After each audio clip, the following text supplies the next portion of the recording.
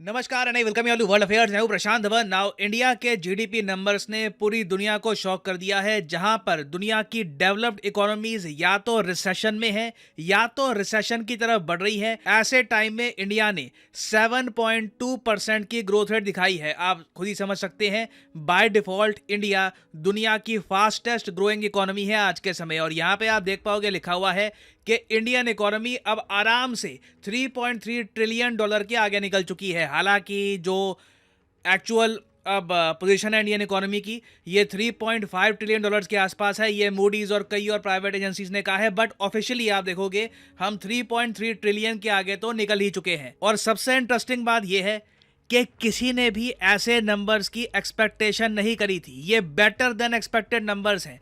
भारत सरकार खुद मान के चल रही थी कि फाइनेंशियल ईयर 2023 में हमारी ग्रोथ रेट 7% के आसपास रहेगी। आरबीआई ने तो थोड़ा सा और कम करके बताया था।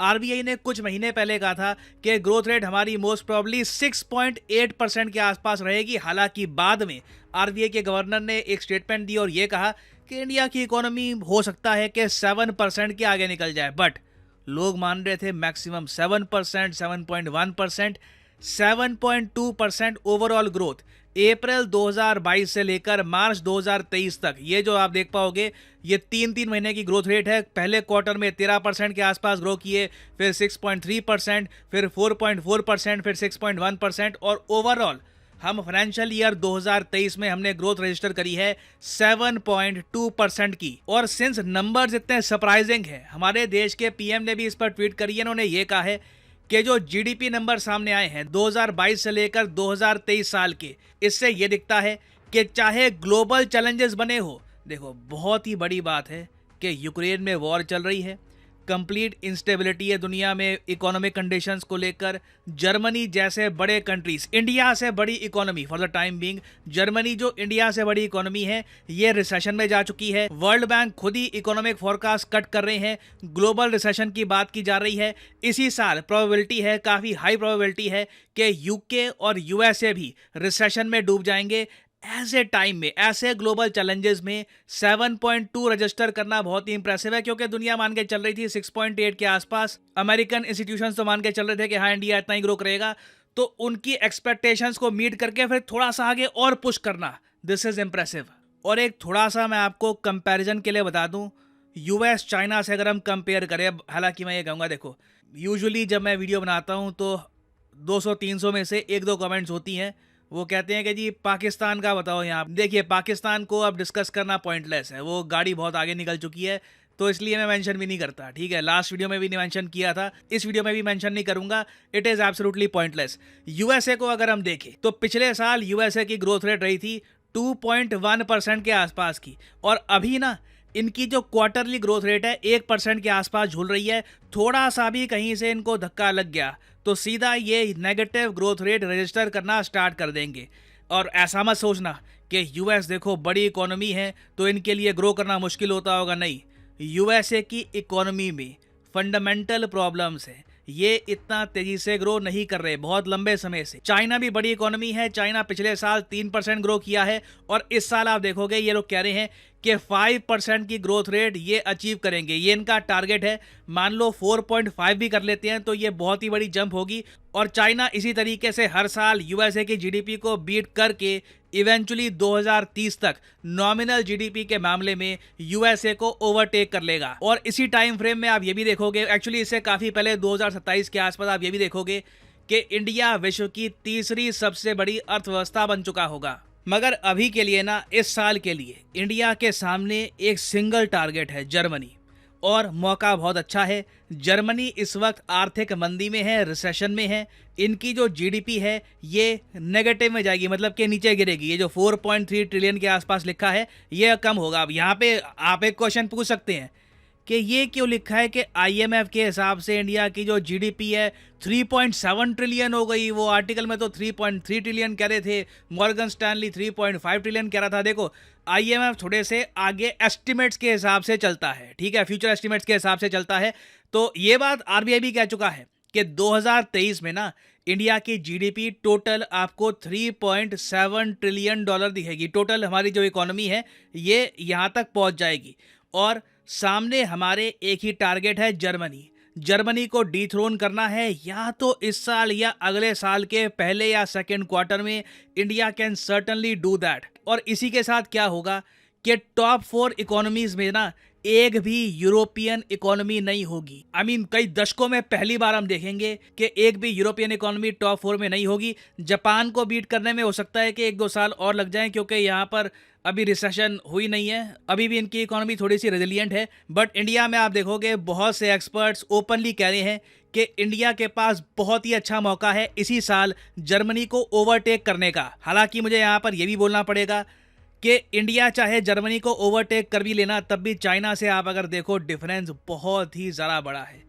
ये 20 ट्रिलियन के आसपास जा रहे हैं। हमारा अभी के लिए टारगेट है 2027 तक के 5 ट्रिलियन के आसपास हो जाए, तो 1/4 नॉमिनल जीडीपी के मामले में हम खड़े हैं। परचेजिंग पावर पैरिटी के हिसाब से हम बहुत पीछे नहीं है, मगर नॉमिनल जीडीपी में ना अभी मैं कहूँगा भारत को फ्यूचर में लगातार कई सालों तक, मैं कहूँगा 10 से लेकर 15 सालों तक ना 7-8% कंसिस्टेंटली ग्रो करना होगा। बीच में कुछ समय के लिए 10% भी ग्रो कर गए तो that will be miraculous, but इतनी ग्रोथ रेट तो हमको चाहिए होगी। और जो लेटेस्ट डेटा सामने आया है, जो हमने फाइनेंशियल ईयर 2023 में 7.2% की ग्रोथ रेट करी है, ये देखकर मेरी उम्मीदें बिल्कुल स्ट्रांग है। मैं मानता हूं कि बिल्कुल आराम से इंडिया बहुत ही तेजी से लगातार ग्रो कर सकता है, क्योंकि इस साल देखो स्पेशल बात ये हुई, जो आखिरी का हमको और एक एक्स्ट्रा पुश मिला ना, वो मिला है एग्रीकल्चर सेक्टर से। हमारा एग्रीकल्चर सेक्टर बहुत ही अच्छा कर रहा है, किसान बहुत ही अच्छे तरीके से कंट्रीब्यूट कर रहे हैं इकोनॉमी में, वेरियस और कॉर्पोरेशंस हैं वो कंट्रीब्यूट कर रही हैं। और एग्रीकल्चरल ग्रोथ और सर्विस सेक्टर ग्रोथ से ना इंडिया को थोड़ा सा ये एक्स्ट्रा पुश मिला है, जिससे हमने 7.2% की ग्रोथ रेट करी है रजिस्टर। और जिस तरीके से इंडिया एक्सपोर्ट कर रहा है एग्रीकल्चरल प्रोडक्ट्स अफ्रीका को, लैटिन अमेरिका को, मिडिल ईस्ट को, इंडिया का जो एग्रीकल्चर सेक्टर है इसी तरीके से इंडिया की ग्रोथ को सपोर्ट करता रहेगा। और फिर हम आते हैं मैन्युफैक्चरिंग पर। देखो ये अभी भी एक सोया हुआ हाथी है, जब ये जागेगा ना तो इंडिया की इकोनॉमी को और बड़ा पुश देगा। अभी तो मैं कहूँगा मैन्युफैक्चरिंग की इतनी ज़्यादा कंट्रीब्यूशन हमारी इकोनॉमिक ग्रोथ में है नहीं। उल्टा मुझे याद है कि बीच में एक क्वार्टर आया था, 3 महीने का टाइम फ्रेम आया था, जब इंडिया की जो जीडीपी ग्रोथ रेट है ये 4.4% हो गई थी। क्यों? क्योंकि मैन्युफैक्चरिंग बड़ी कम हो गई थी। मैं यहाँ पे ऑफ कोर्स बात कर रहा हूँ पिछले साल के क्वार्टर 3 की। थर्ड क्वार्टर जो था अक्टूबर से लेकर नवंबर 2022 तक 4.4% हम ग्रो किए। अगर यहाँ पे मैन्युफैक्चरिंग थोड़ा सा साथ दे जाता ना, फाइनेंशियल ईयर 2023 में हम लोग 7.2% नहीं 8% के भी ऊपर ग्रो करते। तो अभी तो देखिए मैन्युफैक्चरिंग धीरे धीरे अपनी पेस पकड़ रही है। इंडिया का जो पीएमआई है ये बूस्ट कर रहा है। आने वाले 25 सालों में एक बार देखो हमने ग्राउंड वर्क तैयार कर दिया। जी हाँ, अभी भी भारत में ना हम ग्राउंड वर्क तैयार कर रहे हैं। ये जो कॉरिडोर्स की बात हो रही है, टेस्ला इंडिया में आ रहा है, एप्पल आ चुका है, और इंडिया में अभी बड़े स्केल पर और मैन्युफैक्चरिंग होगी। टेस्ला एप्पल की तो मैंने बस एक बात कही है एज एन एग्जांपल, क्योंकि बड़ी कंपनीज हैं, ह्यूज इन्वेस्टमेंट्स होती है उनकी, मगर उसके अलावा भी वेरियस यूरोपियन कंपनीज इंडिया में आ रही है। मैन्युफैक्चरिंग ना अभी इंडिया में होनी है। अभी तो ना हमने इंडिया में मैन्युफैक्चरिंग का जो पुश है ये शुरू भी नहीं किया। आने वाले 25 साल भारत के लिए सुनहरे हो सकते हैं अगर ये जो गोल्डन अपॉर्चुनिटी है इंडिया के सामने, कि पश्चिमी देश चाइना पर अपनी डिपेंडेंस खत्म करना चाहते हैं और जगह ढूंढ रहे हैं इन्वेस्टमेंट करने के लिए, मैन्युफैक्चरिंग करने के लिए। इंडिया एक मैन्युफैक्चरिंग पावर हाउस अगर बन गया तो मैन्युफैक्चरिंग का जो कंट्रीब्यूशन है जीडीपी ग्रोथ रेट में ये इतना बड़ा होगा कि आराम से 8% के ऊपर की ग्रोथ रेट हम कर सकते हैं रजिस्टर। और देखो चाइना से कैचअप करना तो बहुत ही मुश्किल होगा, क्योंकि चाइना ने बीच में कई सालों तक 10% की ग्रोथ रेट करी थी। एक बार को तो ये 10% के ऊपर निकल गए थे, तो चाइना से कैचअप करना मुश्किल होगा, बट चाइना के काफी करीब हम पहुंच पाएंगे। तो अभी देखिए ये जीडीपी के नंबर्स बहुत ही अच्छे हैं। $4 ट्रिलियन की इकोनॉमी बिल्कुल सामने दिख रही है अगले साल तक। It is a huge possibility. बस हमें कंसिस्टेंसी मेंटेन करके रखनी है, और बिल्कुल जो ग्लोबल रिसेशन आएगा इसका नेगेटिव इम्पैक्ट हमारे देश पर लिमिटेड हो, इसका भी प्रयास करना होगा। क्योंकि जब ये बड़े देश मंदी पे जाएंगे तो कहीं ना कहीं इंडिया पर भी नेगेटिव इम्पैक्ट आएगा। वो नेगेटिव इम्पैक्ट कितना होगा that remains to be seen. और फाइनली आपसे मैं एक सवाल पूछूंगा इस टॉपिक पे। रिसेंटली बहुत से आर्टिकल्स पब्लिश हुए हैं।